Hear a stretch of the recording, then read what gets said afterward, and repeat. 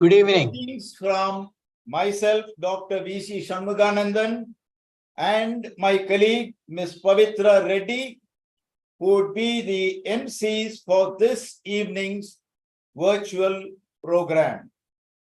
Welcome to the virtual release of the document Enabling India's Senior Citizens, a call to action for government and stakeholders.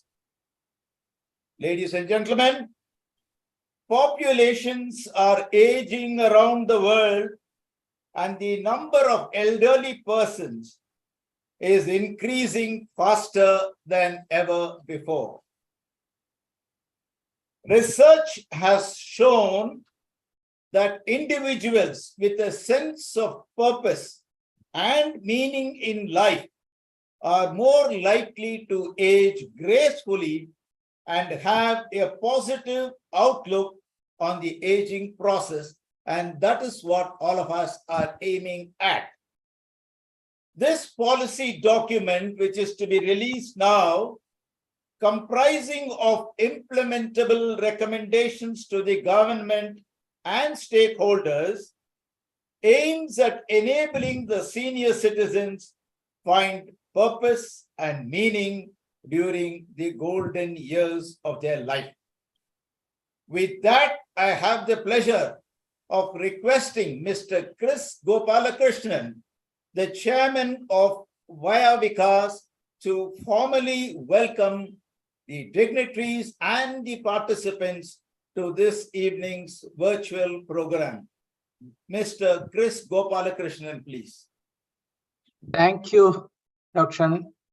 Shanmuganandan, and it's my privilege to welcome you all to this virtual release of the document Enabling India's Senior Citizens.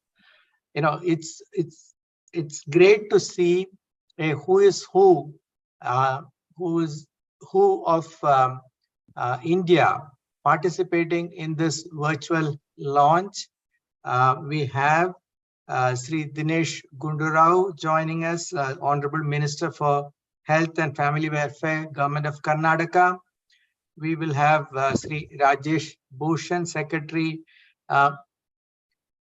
Ministry of Health and Family Welfare, Government of India, Sri Shaurabh Garg, Secretary, Ministry of Social Justice and Empowerment, Government of India, Shalini Rajneesh, Srimati Shalini Rajneesh, Additional Chief Secretary, Planning and Program Monitoring, Government of Karnataka, Srimati Manchula, Secretary, Department of Women and Child Empowerment of Differently Abled and Senior Citizen, Government of Kerala, and of course, our own Dr. Devi Shetty. We have Dr. Alex Thomas, Dr. Girdhar Gyani, Jamuna Ravi, and Divya Alexander, all joining. My heartiest welcome to all of you, and thank you for joining this virtual launch.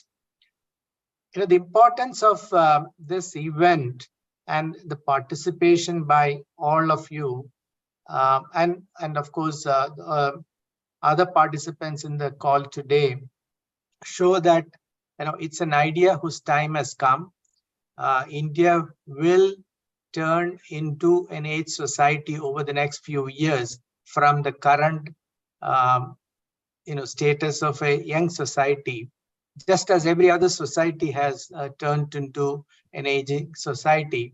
But we would like to leverage our knowledge, our experience, and together, as Dr.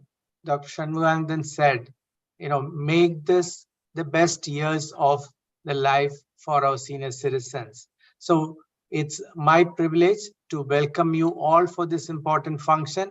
I look forward to active participation from each one of you to make sure that this document becomes a living document and gets implemented fully by all of us. Thank you very much. Thank you, sir, for that. And before we start with the evening's proceedings, I would like to start with the lamp lighting, please.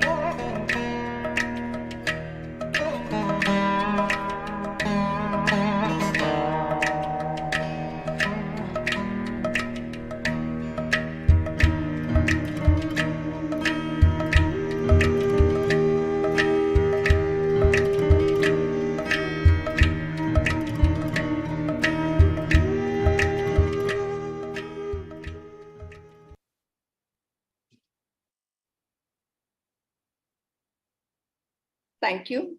I would now like to start welcoming our first speaker for the night, Shri Saurabh Garg, IAS, Secretary, Minister of Social Justice and Empowerment, Government of India, to address us on social inclusion, including reskilling and skilling. Good evening, and thank you. Thanks to Vayah Vikas, Mr. Krish Gopalakrishnan, and all the other distinguished guests who are present on this VC today. Thank you for inviting me. And I can say on behalf of the Ministry of Social Justice and Empowerment, which also acts as the nodal ministry for issues related to welfare and empowerment of senior citizens, that we look forward to this report, which has been developed over the past year in consultation with a large number of stakeholders. As was mentioned earlier, promoting the emotional and physical wellness and well-being of senior citizens is extremely important. And it's a mandate that we definitely pursue. And it's necessary that we ensure that senior citizens can live a dignified and fulfilling life by providing them opportunities also for productive engagement going forward. I really won't get into the details of reskilling, upskilling, but all I can say is that there are some programs that our ministry already runs. Obviously, we are focusing much more at the bottom of the pyramid, at the economically weaker among the senior citizens. But there is a lot of enablement that is possible by ensuring that the necessary facilitating environment is there for those senior citizens who are able to take care of themselves, but in order to make them more productive, what can be done? While discussions and programs have been run for senior care old age homes, for assistive devices to be provided of various kinds to all kinds of people. And of course, ensuring well-being in all sense of the term, and running an elder line, for example, that we do in support with a number of agencies.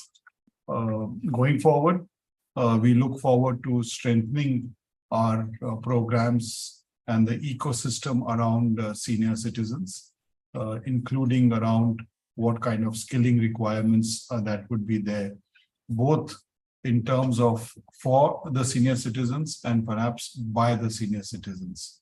So once again, thank you for inviting me, and look forward to engaging with all of you in the weeks and months ahead to ensure that the ecosystem can be strengthened. Thank you. Thank you. Thank you very much, sir. With that, we move on to the address by Dr. Vinod Paul, Member Health Niti Aayog, on capacity building of caregivers. Dr. Vinod Paul, sir, please come in. Good evening, namaste. Distinguished colleagues, especially our team from Vayah Vikas, distinguished Secretary Saurabh Garg, colleagues from the Government of Karnataka, and the Honorable Minister. I'm truly delighted to be a part of this meeting, this release of the report. As has been stated by my distinguished colleague Saurabh Garg, this is an important area for the government. This is an evolving area of action for our society at large, and therefore the reports and products that offer pathways for moving in that direction are really very timely and very, very useful. And the report generated by the team, an excellent team of top experts in this area through hard work and analysis of the ground situation and other models, is truly laudable. I had a chance to look at specific recommendations that are articulated in the report, and truly they encompass the broad themes which can change the lives of the elderly, particularly the most needy, the lower middle classes, and so on. My request to the team is that several of your recommendations are very generic. So let's say we talk about access to reskilling and upskilling, but I think what we would be helped would be to have a little more granularity. If you can provide that, then we will have to do less work in terms of crafting and curating policies. So this has been my request to Dr. Thomas and team who met me some time back. Dr. Giridhar was also there in that meeting. And I would advance, again, my request once again, that let us look at more action-oriented, shall we say, elaboration of the broad themes that have been brought out by the team. They are all valid. And another important part would be how do we prioritize that, how we create a timeline for some of the areas which can be taken right away and other areas that need to be taken somewhat later because preparatory work would be required. So essentially, the broad brush that you have indicated in terms of the pathway for the government and the society is laudable. We look forward to working together for more granularity, more specificity, more specific actions that need to be taken. If you do that, the job becomes easier. In any case, it is for us to take cue from such recommendations and move forward in any case. So therefore, there is great value in what you have articulated. I like to end, before I end, I'd like to say two things. One, Secretary Garg and I had a preliminary discussion on moving forward with this agenda together because care of the elderly is truly, care of the senior citizens is truly intersectoral. And NITI, along with the Ministry of Social Justice, Health, very distinguished colleagues are mindful of this high priority in the Ministry of Health. It's part and parcel of our health and wellness primary healthcare program, and so on. We are committed to work together and take this discussion forward, the key ministries along with the NITI Aayog. Having said that, I particularly would like us to develop primary healthcare pathways for the senior citizens. For the primary healthcare pathways which fit into the paradigm of Health and Wellness Center, Ayushman Bharat Health and Wellness Center, which, as you know, are now operational. The platform is operational. Not all the activities are fully operational. Some of the new packages beyond the non-communicable disease and maternal child health, etc., have to be put in place. We are committed to providing geriatric primary health care package through the health and wellness centers, but we need help for that. We will need help to craft a comprehensive, scalable, affordable, and yet effective primary healthcare package and services for the senior citizen. We would therefore request you to kindly think about it. And if you have pilot experiences in your settings, rural and or urban, those will be useful. And this was my other message to the leadership who met me some time back. We would like to envision primary healthcare services to be provided through health and wellness centers or analogous system if it has been tried out in the NGO setting or an urban setting. And we will be much benefited learning from you as to how unique services for the senior citizens can be addressed. We are truly mindful also of the fact that health services are only one part. Inclusion is important. digital inclusion, social security, financial security, and so on and so forth are important. But surely, in the space of healthcare for the senior citizens, the platform created through health and wellness centers is the platform which which is meant to take forward the care of citizens and take it closer to people. Scope of telemedicine has become obvious. Scope of care systems, elderly care professionals, skilled people, care economy. These are the doors that are opening, more in more recent times, and we must build on them. But truly, I'm privileged to be with you today.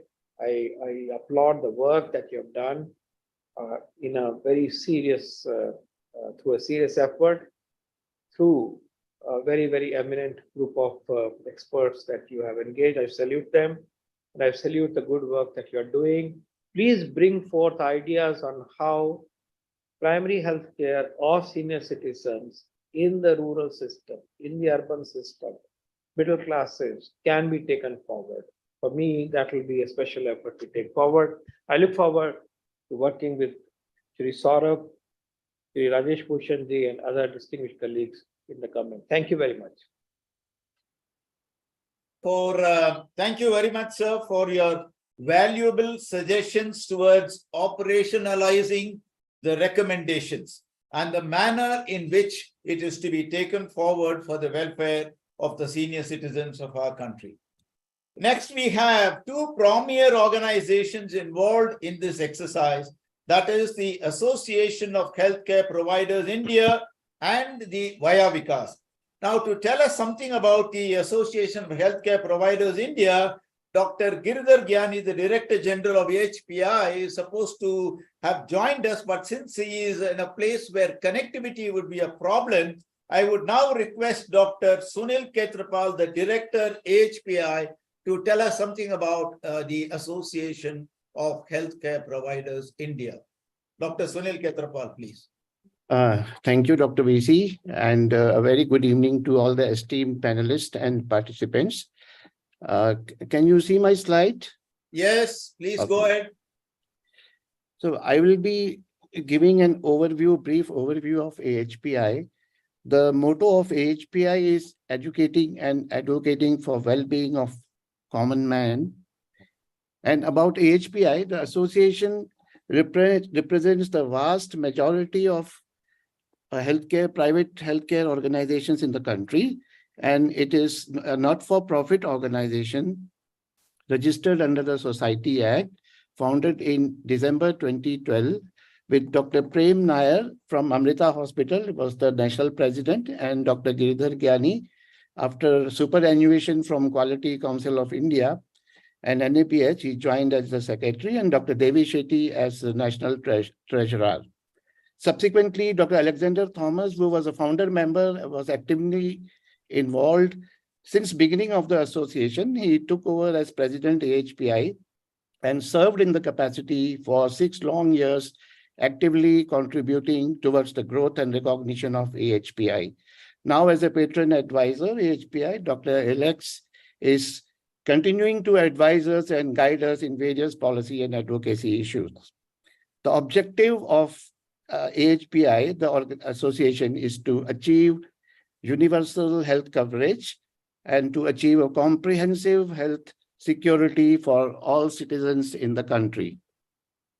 Now, these are the founding members, and the 7 founding members of AHPI were the great visionary leaders and stalwarts of healthcare industry. AHPI presence across India through 20 regional chapters. See, over the last decade, AHPI has grown steadily in size, strength, and recognition to become India's largest representative body of healthcare institutions. And AHPI today has 20 functional state and regional chapters, each state with an empowered executive committee supported by the central team and secretariat from Delhi and Bangalore. Regarding the scope of work of AHPI, you see, I think it encompasses all the sectors of the healthcare, whether it is policy and advocacy. Under the policy and advocacy, we have operational policy, regulatory framework, medical education, research, community, and so on. And AHPI, in fact, has played a very vital role in healthcare reforms and facilitated several policy changes in the country, impacting all the sectors of healthcare. AHPI has been instrumental in advocating with the government in getting the huge pending dues and rate revisions after almost 10 years for the member hospitals who have catered to CGHS and ECHS beneficiaries, including the senior citizens and retirees, and the revision of CGHS rates for doctors' fee, ICU and room tariff and radiology services. Revision of lab and procedure rates are under consideration, which is a very positive and welcome step by the Government of India. And in capacity building, AHPI encourages its member hospitals to strive for quality and patient safety through accreditation.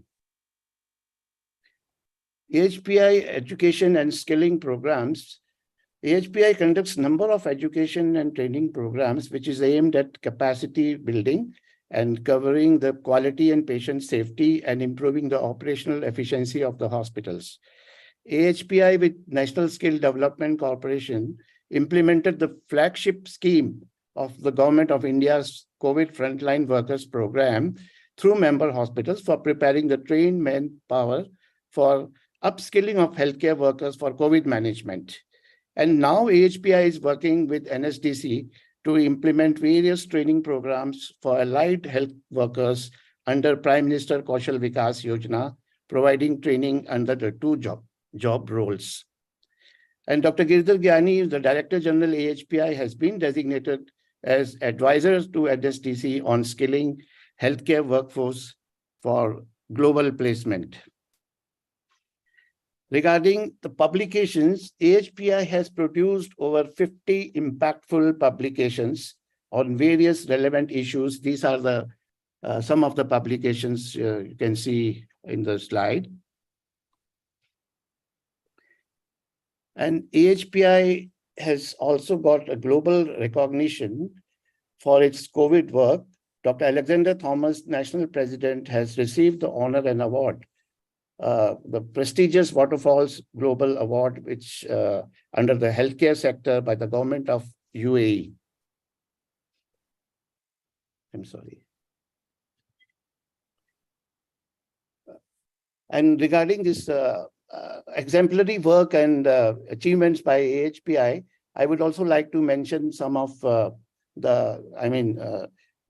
representation of AHPI in various high-level committees. AHPI is also part of the various government committees, both at the state and central level, and IRDA Health Insurance Consultative Committee, NHA Consultative Committee, National Education Policy Committee, Quality Steering Committee constituted by National Health Authority for monitoring of Ayushman Bharat program, and Hospital Grading Committee constituted by Quality Council of India. Dr. Alex is the chair of that committee.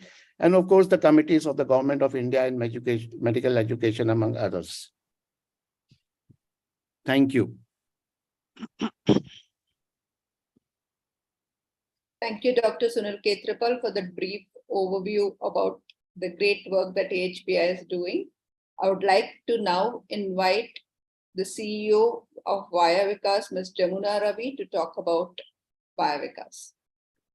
Good evening to all the esteemed participants who are here. It has been my privilege to meet some of you in person and also work on some collaborative activities with some of you as well. So I'm the CEO of Vayah Vikas, and it is my privilege to be heading an organization which is aiming to be the voice of seniors, all senior citizens in India, and be an organization which is run by the seniors, for the seniors, and of the seniors. Right now, we are present in Karnataka, and we have gathered over 25,000 members, and we have over 40 partners.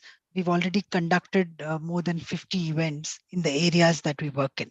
We've been in existence for 2 years already, and we are looking forward to longevity and are achieving our vision in what we've set out to do. The areas that we are working in today is health and health insurance, trying to support the activity that organizations like AHPI and many other partners of ours are doing. Legal advocacy and legal advisory in terms of our members. We've just recently launched a service called Scales, which is senior citizen access to legal inquiries and support. We want to be able to make sure that all the senior citizens are able to access the legal services and also be aware of all the acts and the maintenance rights that they have in terms of what is already provided today. We've been focusing on engagements of several kinds, and these engagements include creating a social engagement fabric within Karnataka and especially within Bangalore, which is primarily where we are today, and also being able to engage the senior citizens in productive engagements as well, including volunteering, upskilling in areas like digital literacy, financial literacy, and areas like these, and work with them and being able to also help them get into more um, engagements of their choice in case they aspire to continue working on areas which are their expertise and are also valuable to the organizations that they could work in as consultants or maybe as continued employees. Advocacy and policy is one of our key pillars, and it is very, very heartening to note that Dr. Vinod Paul from Niti Aayog and Shri Saurabh Garg already spoke about the kind of engagement that they're willing to do with us and also work closely with us and the kind of support that they expect from us. We are already working on some of these points that we heard in our meetings with them when we went to Delhi recently to give them a preview of what we are going to launch today. And we look forward to working with them closely on these areas. We have a strong focus on research, especially in the area of aging and healthy aging. The conclave that we held in April, the National Health Conclave, focused on many areas, which we also brought together in this document today in terms of the recommendations that we have for the different stakeholders that we're working with in terms of how some of those recommendations can actually be realized. And as Chris mentioned today, we are very keen to be part of initiatives which actually bring this document to life instead of just standing on the shelf and which all of us read sometimes. So we really want to make sure that we're able to actionize these recommendations. And of course, we want to be strongly supported by technology. I'm a technology person by background, and I really believe that technology can bring a huge difference to a lot of these initiatives and can make a difference in us being able to deliver some of these recommendations faster and better.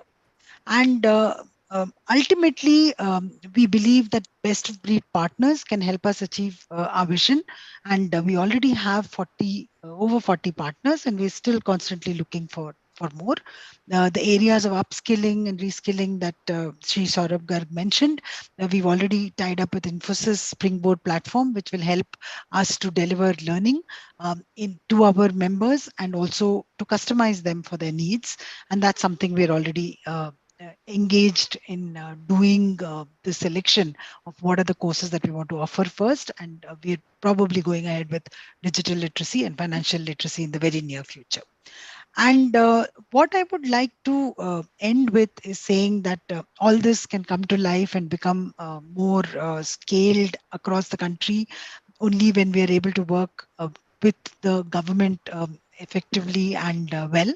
And it's great to see the kind of commitment that we are seeing from the government, and we look forward to being part of this initiative and making sure that the senior citizens who are our members will get the benefit of these initiatives in the near future. Thank you very much.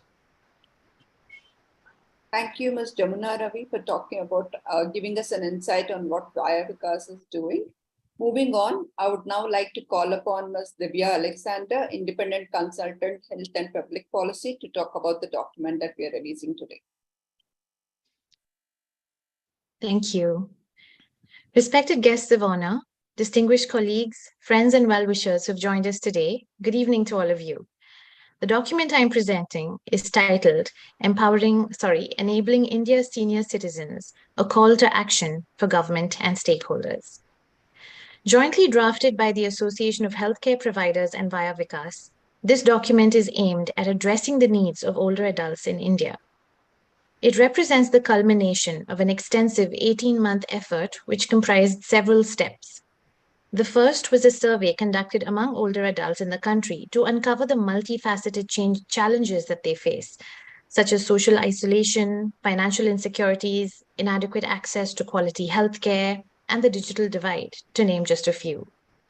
The next step was the development of a book that aimed to empower by providing clear and comprehensive information about the process of aging in India. It was released in April 2023 and has sold over 2,300 copies so far. Finally, a national health conclave on happy and healthy aging was held in Bangalore that led to the recommendations presented in this document. It served as a platform for experts and stakeholders, including representatives from older adult organizations across India, to deliberate on the unique requirements of older adults and propose viable approaches to meet their needs.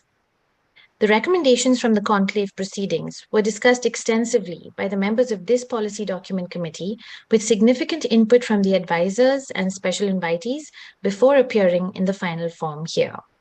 In total, 116 organizations contributed to this effort. The document first introduces AHPI and Vayah Vikas, along with a message by the chairs, before launching into a 2-page executive summary. The introduction presents an overview of the situation of older adults in India, delving into the challenges they face, both rural and urban, and it notes that certain groups, such as older women or older adults from lower income groups, are affected more severely by certain aspects. The document addresses these challenges by presenting a total of 187 recommendations, which are divided under 6 themes. The first theme is health and healthcare. It provides key recommendations in the areas of prevention and wellness, mental health, healthcare providers, and disease management. It emphasizes the importance of expanding healthcare programs for older adults, conducting standardized needs assessments, promoting healthy lifestyle practices, and integrating geriatric mental health care with general health care. The disease management recommendations focus on expanding coverage and developing protocols tailored to their needs. The second theme is financial protection. The rising healthcare and long-term care expenses, coupled with labor force shortages and income insecurity during old age, necessitate comprehensive measures to address the financial needs of older adults. So the recommendations in this section emphasize the importance of affordable health insurance coverage, financial literacy programs, resources for retirement planning, and robust social security, particularly for those with limited personal savings or those that lack family support. The third theme is social inclusion. Undervalued care work, financial abuse, and limited physical infrastructure create barriers for social participation of older adults. So policy reforms are needed in order to incentivize age-friendly labor markets, accessible physical infrastructure, and reskilling opportunities. The key areas for improvement here include prioritizing housing schemes, inclusive employment opportunities, promoting multi-generational communities, and support for family caregivers. There are also empowerment measures, which include community engagement, combating ageism and elder abuse, promoting legal services, and enhancing public awareness campaigns. The fourth theme is technology.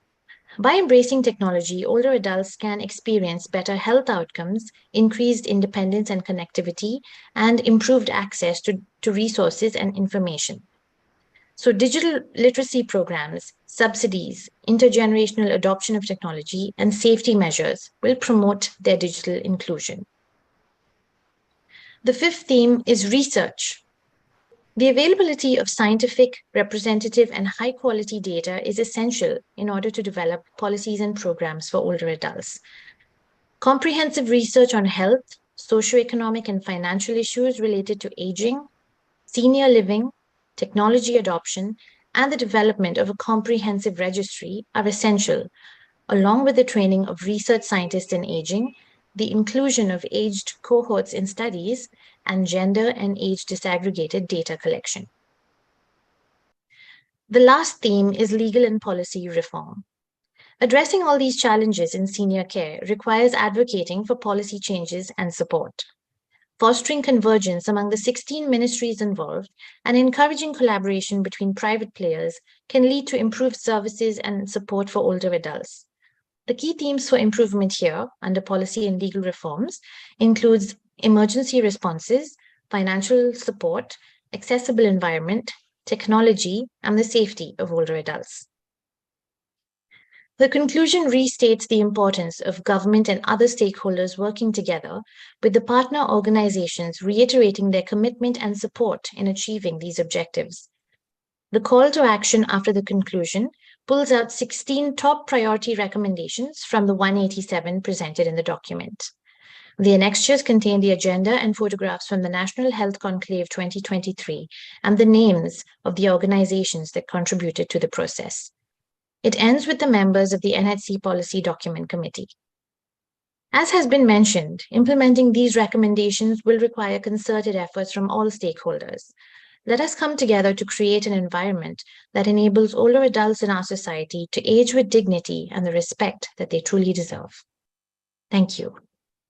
Thank you, Ms. Divya Alexander. I'm sure the participants by now would have understood the entire process by which this document has been created.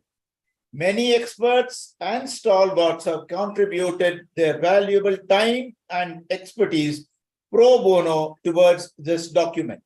And now, let us acknowledge those who have been responsible for this, please.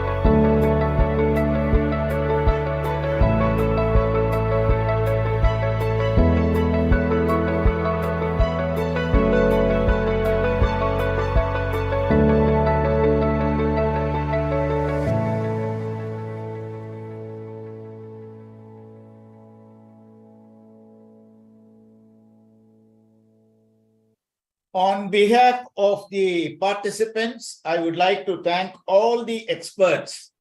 And with that, we move on to the most awaited moment, release of the document by the dignitaries.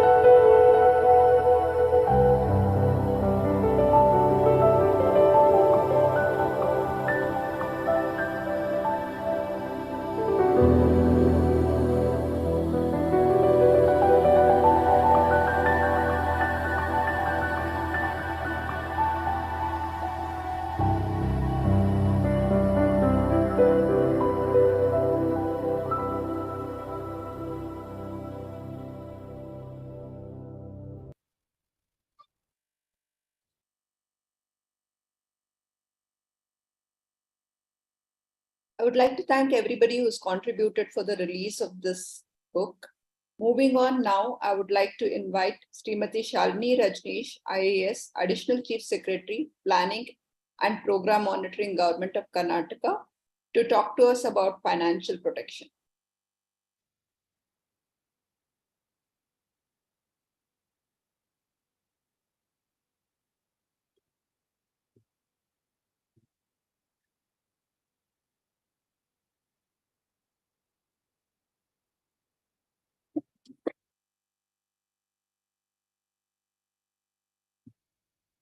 Ms. Shalini Rajneesh, please.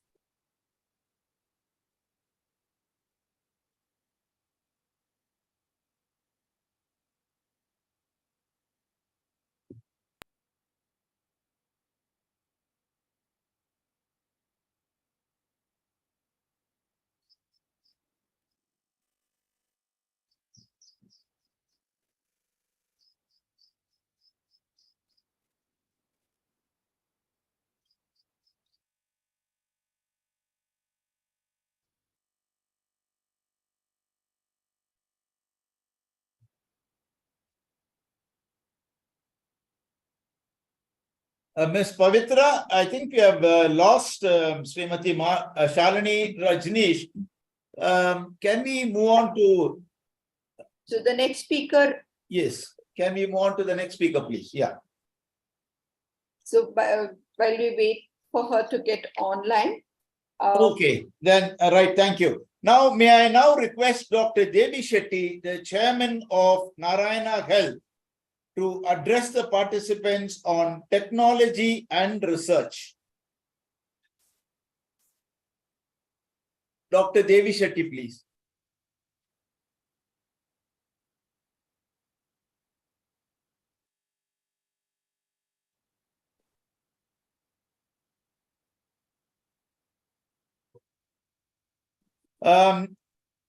We move on to the message, in fact, the address by Sri Dinesh Gundurao, our Honorable Minister of Health and Family Welfare, Government of Karnataka. He was very keen on participating since he has to move to Mangalore. He is at the airport, and because of poor connectivity, he has sent in his address. Can we have the address by Sri Dinesh Gundurao, our Honorable Minister of Health and Family Welfare?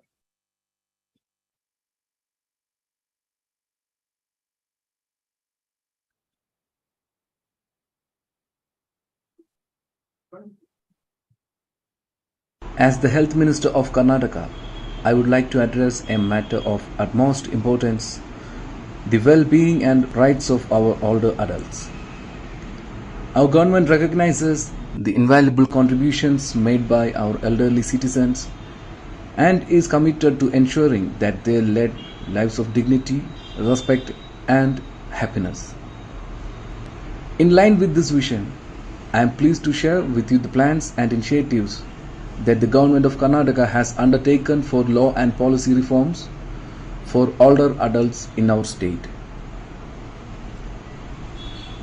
Elderly Rights Protection Act.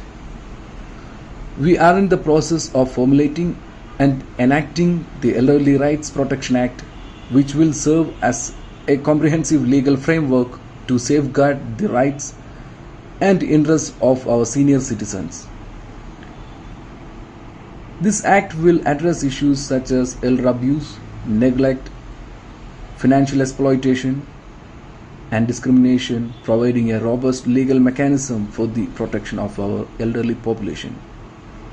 Healthcare accessibility. We understand the unique healthcare needs of older adults and are committed to ensuring their accessibility to quality healthcare services. We will establish geriatric healthcare centers and clinics equipped with specialized medical professionals to provide comprehensive healthcare services tailored to the needs of the elderly. Additionally, we will strengthen telemedicine services to facilitate remote healthcare consultations, making healthcare more accessible to older adults, especially those in rural areas. Social security and welfare programs. Our government is working towards expanding and strengthening social security and welfare programs for older adults. This includes providing financial assistance, pension schemes, and healthcare coverage for those in need. We will also collaborate with NGOs and community organizations to develop support networks, recreational facilities, and community engagement programs to combat social isolation and promote active aging. Age-friendly infrastructure. We recognize the importance of creating age-friendly infrastructure that supports the mobility and independence of older adults. Our government will work closely with urban planning authorities to ensure that public spaces, transportation systems, and housing facilities are designed with the needs of older adults in mind. This will include initiatives such as accessible sidewalks, age-friendly public transportation, and senior-friendly housing options. Awareness and education. Education and awareness play a vital role in fostering a society that respects and values older adults. We will launch awareness campaigns to educate the public about the rights, challenges, and contributions of older adults. This will involve organizing workshops, seminars, and community events to sensitize individuals and promote intergenerational harmony. These are just a few highlights of the comprehensive plans and policy reforms that the Government of Karnataka is undertaking for the well-being of our older adults. We are committed to ensuring that our senior citizens enjoy their golden years with dignity, respect, and a sense of belonging. I urge the private sector and NGOs like Vayah Vikas, AHPI, and others to support and actively participate in these initiatives, as it is our collective responsibility to create an inclusive and age-friendly society. Let us pledge to honor and cherish the invaluable contributions of our elderly citizens and make Karnataka a model state for elderly care and protection. Thank you. Jai Hind. As the Health Minister of Karnataka, I would like to address a matter of I would like to thank Sri Dinesh Gundurao, our Honorable Minister for Health and Family Welfare, who has been kind enough to pledge his fullest support to this particular cause of the elders of our state of Karnataka. Srimati N. Manjula, IAS Secretary, Department of Women and Child Development, Empowerment of Differently Abled and Senior Citizens, Government of Karnataka, was very keen to participate in this particular event, but unfortunately she down with a viral infection of the upper respiratory tract, as a result of which she is not able to articulate, and she has expressed her inability and a regret in not being able to participate.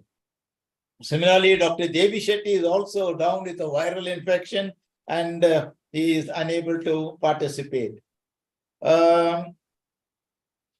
have Srimati Shalini Rajneesh, the Additional Chief Secretary, Planning and Program Monitoring, Government of Karnataka, who has got some technical issues in joining, audio issues. We'll have her presentation. Can we have the presentation, Gerard?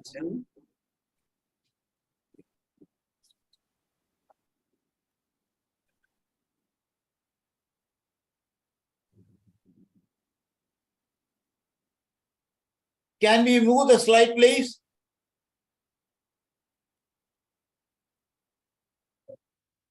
Next one, please. She is to speak about the financial protection that is to be offered to the older citizens of our state of Karnataka. This is a presentation which she would have made. Because of the audio problem, she is unable to join. Next, please. Now, these are the schemes which the government of Karnataka is offering to the senior citizens in our state. Can we have the next slide, please?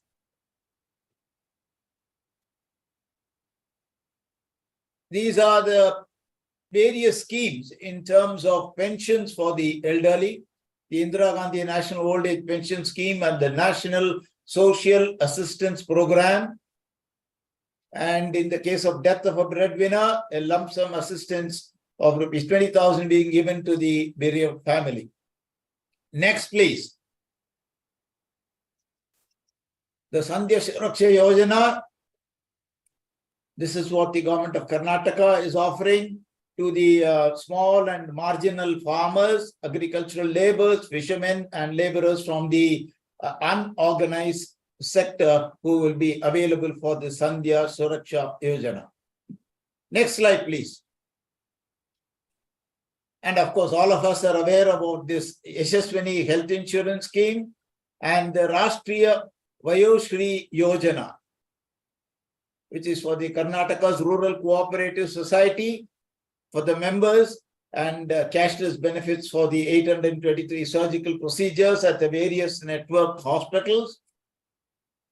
And we have providing physical aids and assisted living devices for those who belong to the below poverty line, and especially for the older persons of 60 who fall below the poverty line category. This program offers help and facilitated tools.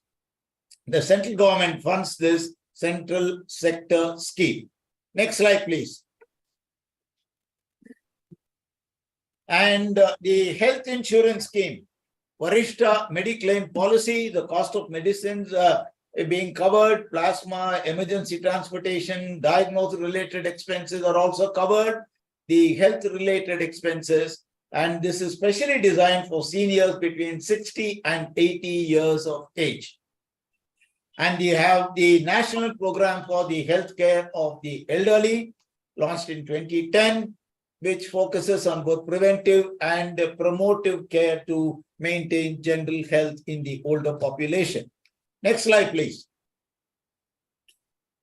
And the Varishta Pension Bima Yojana for seniors over 60 by the Life Insurance Corporation, which guarantees pension and an average interest of 8%. And the Pradhan Mantri Vayah Vandana scheme, which is one of the most well-liked senior citizen pension scheme in India. Policy duration is 10 years, seniors over 60 years. And the pensioner has the option of receiving payments either monthly or quarterly or half-yearly or annually at the rate of 8% annual interest. Next slide, please. Then financial literacy, we have programs to empower the senior citizens regarding management of their finances. And we have employment opportunities. Some of the senior citizens would like to work and engage themselves in employment to supplement their retirement income. And the government facilitates that in a big way.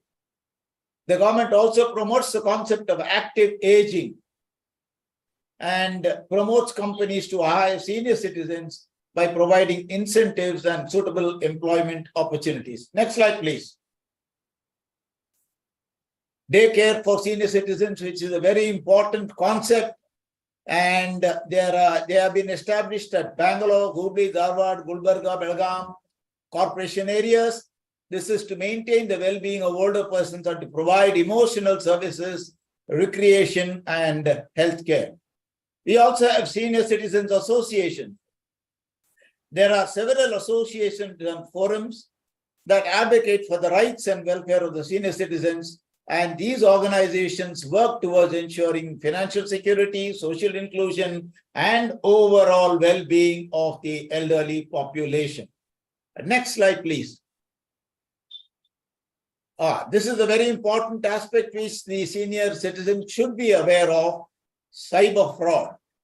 And as per the survey in India, 70% of the participants consider elders to be a soft target. 76% reported using social media platforms or the messaging apps. This is a message for the senior citizens. And 41% do not know the difference between personal and non-personal data, for which empowering the older citizens as far as technology is concerned is an important aspect in preventing cyber fraud. 53% had an elder in their circle as a victim of cyber fraud. This is something which all of us should wake up to. And how do we protect ourselves from the following? I mean, this is already well known to everybody. Do not share your private credentials, OTP, password, etc. Do not share your mobile device with unknown people, and think before you share and reset all your passwords periodically, which is very commonly being done. Next slide, please. A word about the elder abuse and the Maintenance and Welfare of the Parents Citizens Act 2007. This is something which has been put in to prevent the rights of the senior citizens, where their children do not look up the welfare of the elders.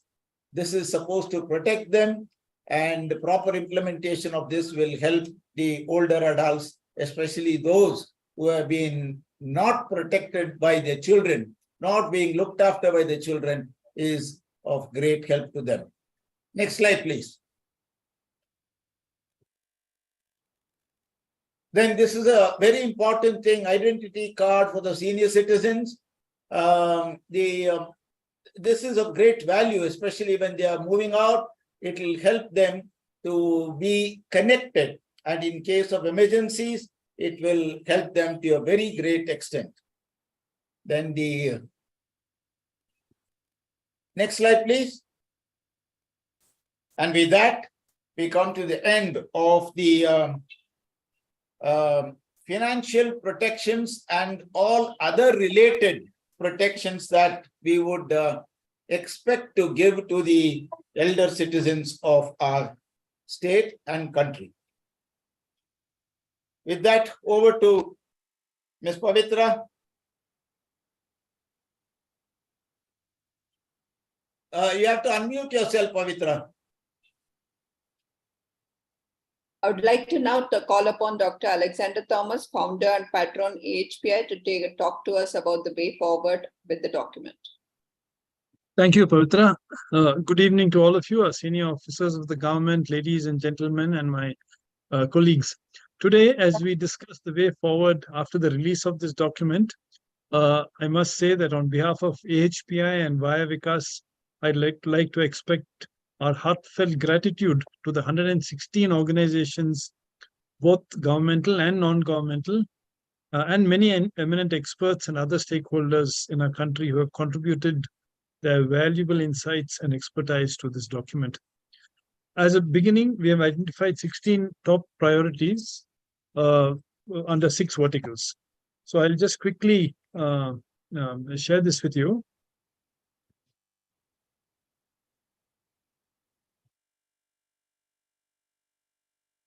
The first one is on health and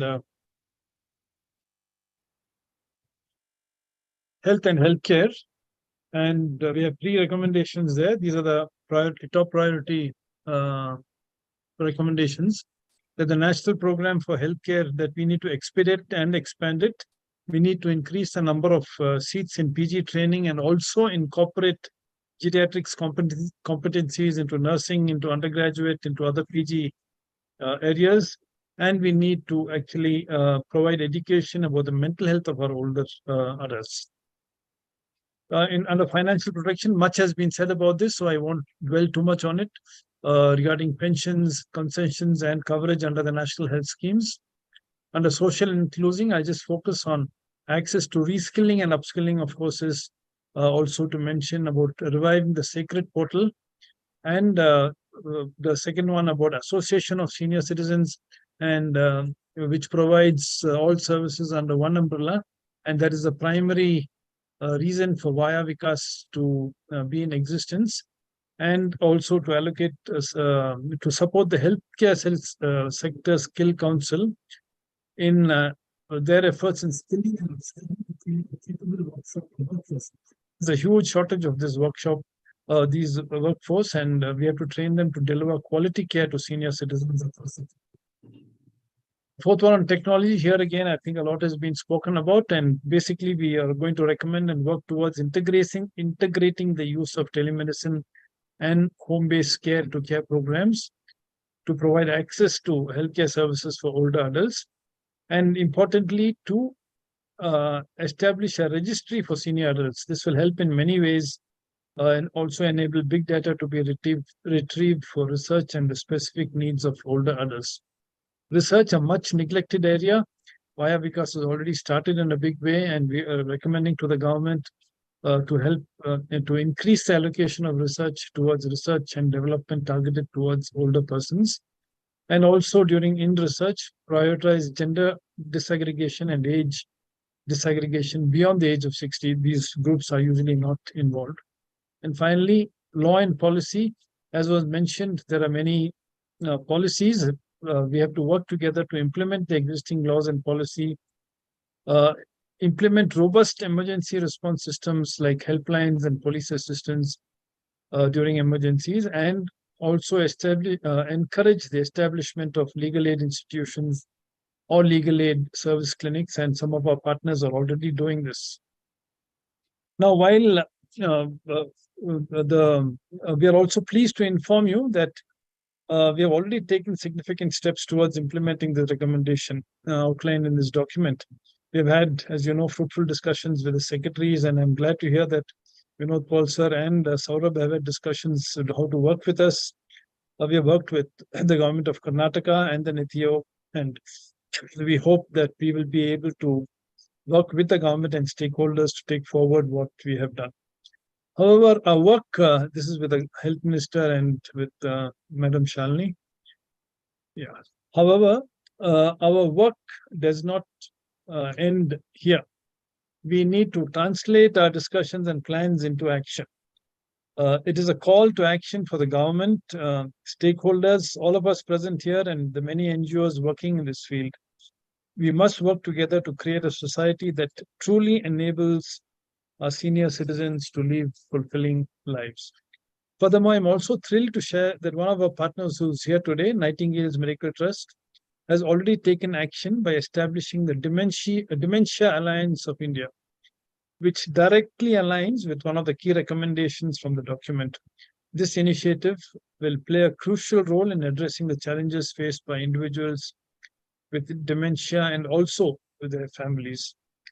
To ensure effective implementation of the remaining recommendations, and as Dr. Vinod Paul said, we need to make it live. So what we have done is we have formed a working group which will be steered by AHPI and Vayah Vikas, Sunil Ketrapal and Joyce Kurian. The co-chairs and the other experts will also be part of this group. The primary objective will be to prioritize the recommendations and develop standard operating procedures for each of them to ensure effective implementation as far as possible. And with the government support, I think it is very obvious today, I think we will be successful. So these SOPs will serve as a roadmap for action, and we will collaborate with all of you here and other partners to bring them to fruition. This collaborative effort, as has been repeatedly mentioned, will require the active participation and support of all sections of society and all our partners. In conclusion, we urge each and every one of you and the community to join hands in this noble endeavor. I think we need to unite our efforts, build upon the foundation laid by this document, which is a result of hard work of many people all over the country, and work towards creating a society that respects, values, and empowers our senior citizens. Together, we can make a significant difference in the life of our elderly population. Thank you. Thank you very much, Dr. Alexander Thomas. Now we come to the final part of this program, which is the vote of thanks. It's my privilege to deliver the vote of thanks. On behalf of all the participants, I would like to express our sincere gratitude to Sri Dinesh Gundarao, the Honorable Minister of Health and Family Welfare, who enthusiastically interacted with us, but due to his travel, he was not able to participate live. Secondly, we have Sri Rajesh Bhushan, IAS Secretary, Ministry of Health and Family Welfare, Government of India. Thank you very much, sir. We have Srimati Shalini Rajneesh, IAS Additional Chief Secretary, Planning and Program Monitoring, Government of Karnataka. And then we have Sri Saurabh Gaur, IAS Secretary, Ministry of Social Justice and Empowerment, Government of India, who addressed us. And Srimati N. Manjula, who was very keen but couldn't participate, Secretary, Department of Women and Child Development, Empowerment of Differently Abled and Senior Citizens. Then we have Dr. Vinod Paul, who addressed us, Member Niti Aayog. And lastly, our special thanks. We gratefully acknowledge the invaluable contribution of Ms. Divya Alexander, who has admirably shouldered the onerous responsibility as editor in creating this policy document. With that, we bring down the curtains on this virtual release of the document, Enabling India's Senior Citizens, a call to action for government and stakeholders, pledging to get into action right away. Thank you very much. Thank you.